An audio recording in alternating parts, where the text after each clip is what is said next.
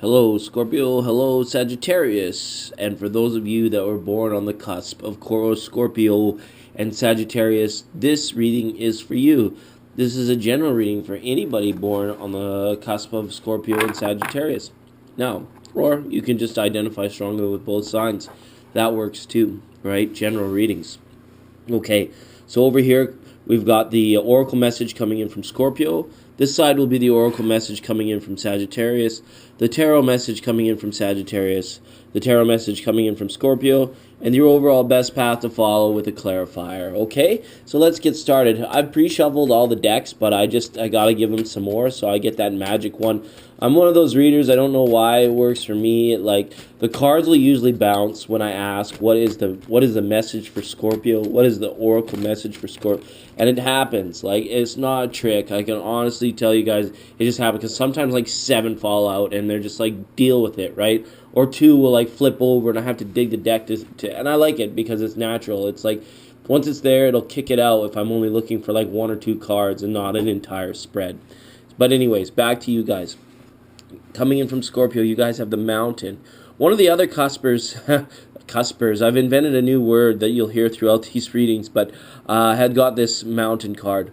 And Scorpio coming in with this, you could be feeling like there are insurmountable projects at this time, or there is a great strain on your person, on your being. You're being forced to like step up your game, almost like at the workplace, physically, in relationships, all around. Mountain is just like, when there's a mountain in your road, it's like Source being like, you can do better, and I'm going to show you how you can. And you might just be wise enough to go around or through or over, right? Whatever your technique is, right? That sort of thing. So I feel there's something sort of mounting for what's coming in for Scorpio for you guys. So large projects for some people, things that are maybe in a relationship, things that finally need to be discussed or said or brought at least to the table. Maybe for progression, things like that. There's a lot of progression with that Mountain card. Now we're asking, what is the tarot? Oh, sorry, before that, I was so caught up in the Scorpio card. We got to bring in the Sagittarius, because we'll bring balance through the reading as we go. These are brand new readings. These are for August, okay? And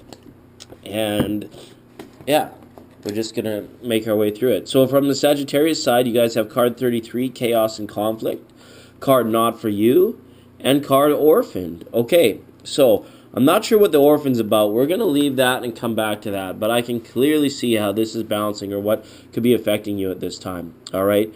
Whatever's going on here, whatever's been set in front of you and is causing you to step up, could be causing some inner turmoil, some inner chaos, just being like, this is unfair, this isn't right, I shouldn't be the one that has to deal with it. Yeah, for some reason you kind of are here.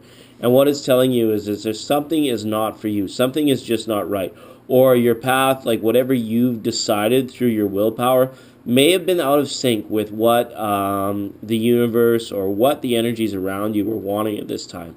I almost like some of you as well, you could be like struggling with certain addictive things coming in on the Sagittarius side, right? And the Scorpio side are saying like, we have to elevate, we have to moderate these things, we have to lift them and push them out of the way as we climb up the mountain, right? So, and for some of you, Orphan, it's almost just like somebody has left. Somebody has done you wrong. Like, to me, an orphan situation is like somebody negating their primal love, somebody negating their responsibilities as well, okay? And that is for the orphaner. For the orphanee, this means that this is a lifetime for great growth, spiritual growth, understanding, and fortune, even like in a material sense, like with like being an entrepreneur and earning a lot of money. The circumstances that surround your social conditioning at this time are almost like they're putting a wall in front of you, I feel, and that you're being asked to break through this wall so that you're realizing the unlimited potential that you may have at one time left as a young person, like, and as well the strain, like if you are like physically orphaned, the strain, or just maybe very unique being born on this cusp. There's 2 signs here that are like individuals to like the nth degree. So perhaps for some of you, you're getting a double whammy of that in this lifetime, and your individuality, your uniqueness is just like people aren't even feeling like I don't know, that they can relate, they can resonate with you on a lot of mundane things, and that could be something that's in your task. It's like you're forced to work with people that just don't understand you, perhaps, or there's situations where it's like you would be much more happy if you could be working on your own or developing a project where you are the creator of it, you're the father or the mother of it, okay, and that sort of thing, okay, and it's telling you to maybe set aside things that just do not feel right or are causing this mountain in our life, and then we move through our individuality to choose something new, I feel, okay? It's almost like you guys are like switching paths and going to go around the mountain when I see these cards over here in the balance. Let's keep it on the Sagittarius side, see what's coming in for tarot. We want a card for Sagittarius for the early end of Sagittarius. We're on Scorpio's late side, Sagittarius's early side. And I'll tell you, guys, the cards don't always come out. Sometimes I just shuffle until I got that one that won't release. And that's a good feeling, too. It's kind of like a green light goes on in the background, being like, you can drive, you can go. Eight of Swords, you guys. Ouch. So, yeah, certainly there is some disillusionment with where you are right now. There's somebody that is out there that is struggling with their current path, and it's almost like feeling like, when you get that feeling like the universe is against you, or the old saying, like, the world is against me, and that sort of thing, this may be a time for you to really elevate yourself spiritually and realize how much of a pickle or how much of an unimportant, game show the last 8 or 9 months has become, and also realizing that you are the one that maybe walked into this, you are the one that has to make the decision to turn around from this, you are the one that needs to just realize that it is everything that I'm realizing here, that like it can be undone, it can be you can move freely from this, but it's not until after the blinders come off, okay? And that means going within, blinders come off, then you escape the external. That's 99% of the time, that's how it works, right? That's how, when they say you're manifesting things in your life or you're using the law of creation, it's like those steps that are followed are used to sort of like manipulate the environment so that old lower energies can be like taken off like shackles, and new ones, you can just walk into new ones, okay? Kind of poetic for just saying like you're gonna get out of it, whatever it is, but you got to go within to do it. You got to realize this sense of self-worth, I feel, okay? Now, tarot message coming in from the Scorpio side is a Sagittarius card here in the Knight of Wands, all right? This is somebody that's very passionate, that can be successful through their individual expression.